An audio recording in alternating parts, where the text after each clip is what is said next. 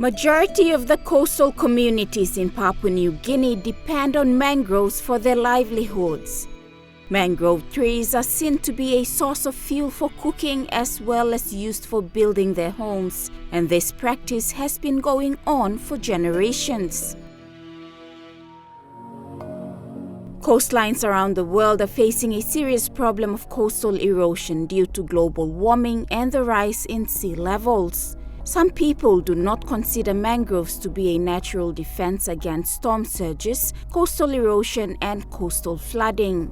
Overexploitation and degradation of mangrove areas means communities are losing this protection. The sad fact is that mangrove forests are diminishing at a very rapid pace in Papua New Guinea.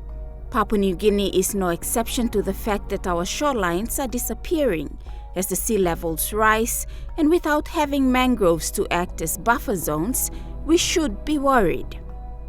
Now the question is, how important are mangroves? Mangrove, we recommend it because it's the least cost method of coastal protection. And we can't recommend other expensive like stone walling or other things because we don't have the technology or we don't have the money. So what we are doing now currently is we are promoting mangrove because that's the least cost method of coastal protection. Mr. Iki Peter, the adaptation manager at the Climate Change and Development Authority, highlights the mangrove areas in PNG. We have one of the largest area of mangrove. For PNG, we have got around 553,422 hectares of mangrove, 40 known true mangrove species, and we have got around the mangrove coverage is around 2% of the total land mass of PNG.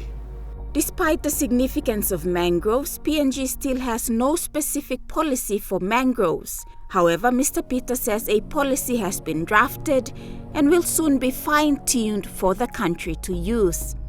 An initiative known as Millions of Mangrove was developed to coordinate all mangrove activities in the country.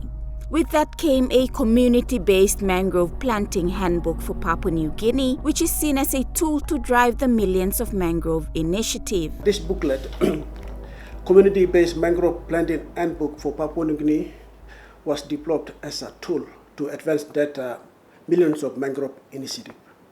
And this, actually we had a first version of it, and from the comments that we received from our stakeholders and users, it was too technical. It was not user-friendly. So we had to revise this one with the support funding from ADB. And this is a very simplified user booklet that any layman can use it. It's a step-by-step guideline. As you know, like all the mangrove community work, it's done around communities and villages. And not many of them are experts in mangrove. So there was a need to come up with a community booklet that will guide them, at least the basics, so they will follow, so that they can do mangrove projects on their own without any advice or any specialists. Another vital aspect of mangrove is that it absorbs carbon emissions faster compared to terrestrial forests. Mr. Peter also pointed out the fact that mangroves are the least expensive defense mechanism that is in place to counter coastal erosions, and that is one thing they advocate on, as funding for climate change programs is one thing that does not come by easily. Some coastal villages have taken the initiative to start replanting mangroves. Pari village in the Motu Koitabu Assembly is one of those villages that started the mangrove replanting program in 2017. The rehabilitation program was spearheaded by the mothers in the community. They replanted mangroves along their shorelines and encouraged the villagers to join in the program. As an association, we have 4 components within our association that we have come up with, and environment is one of them. And we have decided to help out with the mangroves because that there's no fish around here. And we know that fish breeds in the mangrove. And our men go a long way now to look for fish because we have no mangroves. So we want to bring back the fish again to our area, to our community. To be able to bring the fish back, we need to replant. However, the rehabilitation program at Pari village came to a standstill, and the reasons to that remain unclear. A young, enthusiastic climate change advocate at Pari village, Tau Lowi, now took us for a walkthrough in the area where the mangrove rehabilitation project was carried out, and you can see that the sea has claimed more than 5 meters of the coastline in the last 5 years, forcing the people to move their homes. The effects of climate change is real, as we can also witness in our community, where especially the people who are living along the beachfront of Pari, they are now experiencing the rise of sea level. The sea water is now coming into some of the houses, the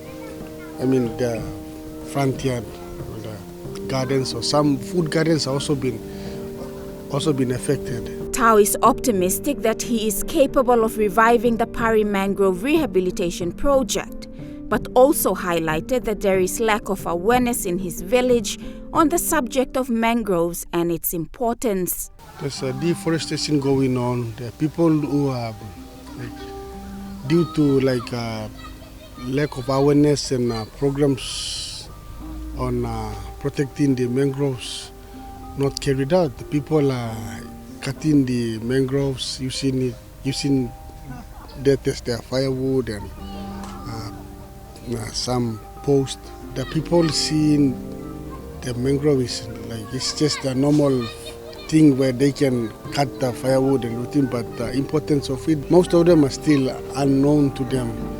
Because there's no awareness been done to no education programs been rolled out in the community that the importance of mangrove.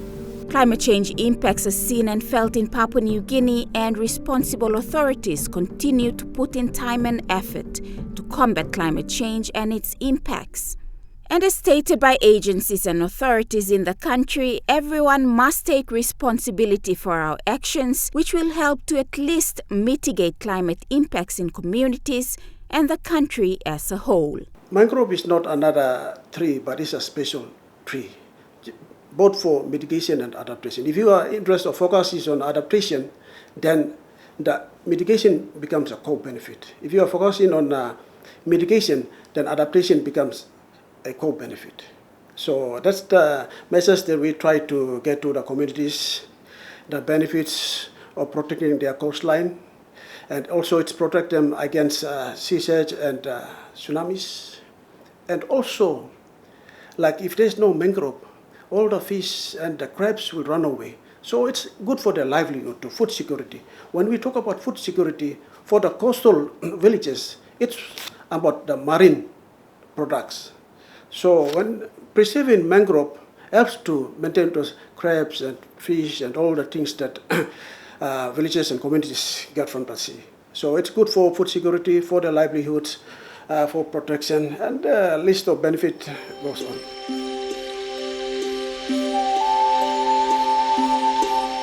Climate change or the climate effect is real.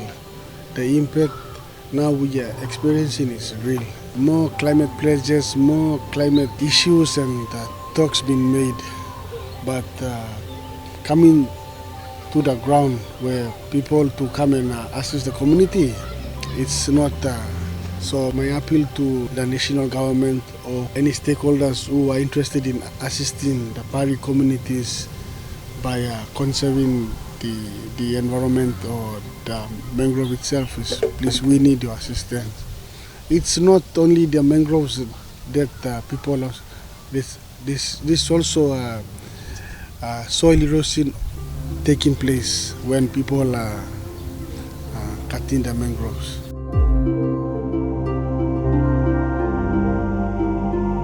The ecosystems are fragile, and taking ownership of our actions and being responsible is the way forward, as we bear in mind that mangroves act as natural buffer zones that protect the coastline from rising sea levels, strong winds, king tides, and also provide habitat for marine life that many coastal villages depend on for food.